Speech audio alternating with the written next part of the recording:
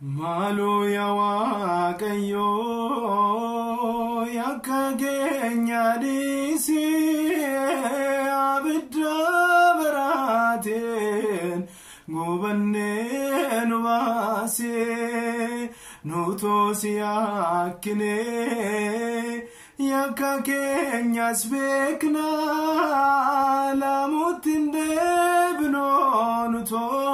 nutu aadaa sibseenaa Malu Waaqayyo yakka keenya dhiisii abidda baraateen gubannee nu baasee nuutoo si yakkinee yakka keenyas beeknaa lamuutti hin deebinoo nutu aadaa sibseenaa Marabodi kenyarra kaasnee si yakkinee Uma keenya dhiisnee diinaaf jilbeenfannee qalbii jijjiirrachuuf gara kee dhufneerra Waaqayyoon caalu taa'u kee hubanneerra Malu Waaqayyo yakka keenya dhiisii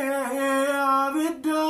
baraateen gubannee nu baasee nuutoo si yakkinee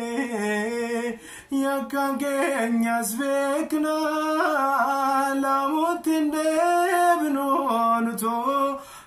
aadaa sibseenaa Tokkoof tokko taanee waadaa waliif seenaa Fuula Waaqa keenya waliif amanamnaa Ga'ee dhaabbatu gubiin biyya lafaa kan nuti miidhagee hundumtuu ni hafa Malu Waaqayyo yakka keenya dhiisii abidda baraateen gubannee nu baasee nuutoo si yakkinee yakka keenya beeknaa lamuutti hin deebinoo nutu aadaa sibseenaa Dhiigaa deefitee laafee keessa lixee ijoollee boosisee haadha abbaa fixee Manguddoof ijoolleen qofatti hafanii kan isaan gargaaru tokkollee dhabanii Malu Waaqayyo yakka keenya dhiisii abidda baraateen gubannee nu baasee nuutoo si yakkinee yakka keenyas beeknaa lamuutti hin deebinoo nutu aadaa sibseenaa Egaa yaa obboleessa aatis yaa obboleetti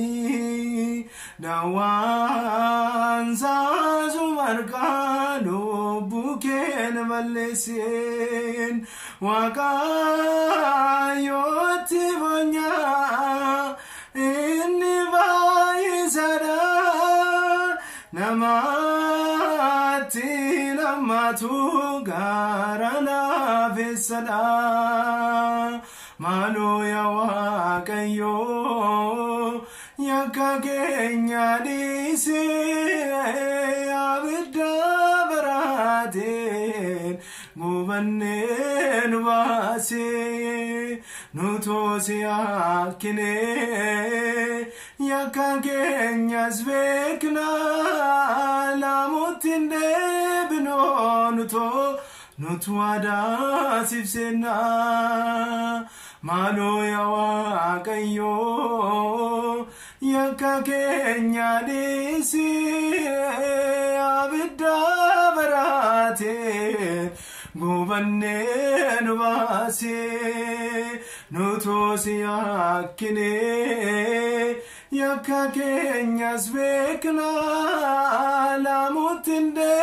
binonuto nutwada sifsena